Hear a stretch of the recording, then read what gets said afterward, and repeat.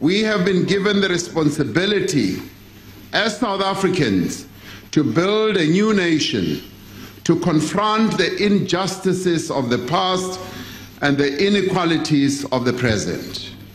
We are called upon to do so even as we face difficult conditions. The state that we are in as a nation, poverty levels rose in 2015, unemployment has gone up and inequality has persisted.